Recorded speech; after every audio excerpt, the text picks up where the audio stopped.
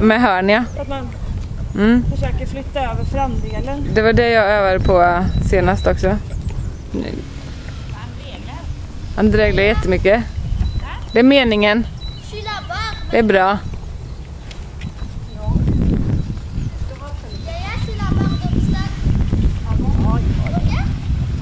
Det är så mycket brudar att hålla koll på. Ja, det är ju det.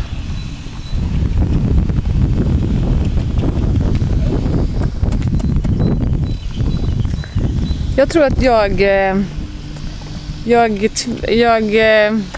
jobbar honom för lite, alltså med typ låter honom anstränga sig för lite. Ja, men det där är mitt problem också. Jag vet liksom inte vad jag ska göra. Nej, jag vet. Så är det för mig med. Eller jag känner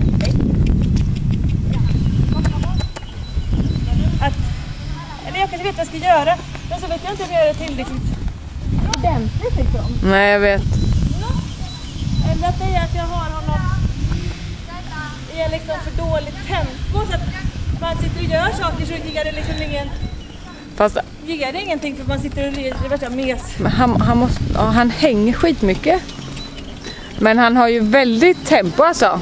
Ja. Det kan, även om du, som du säger, att han kanske känns lat.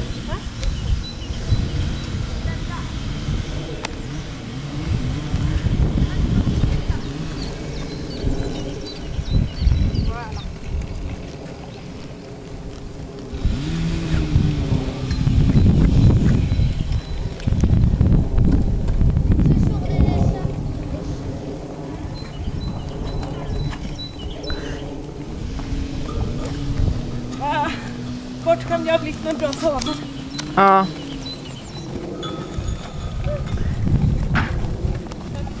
Det hjälper nog ganska mycket, va? Ja.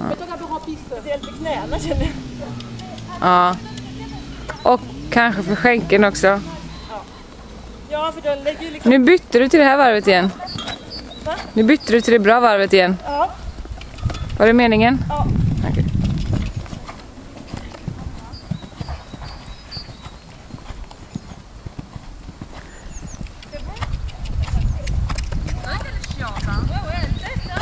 Men han är lättare att galoppera i andra varvet.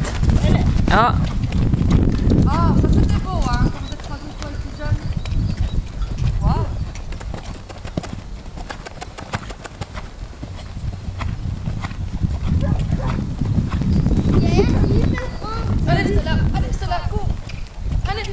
Ser bra ut, Lisa.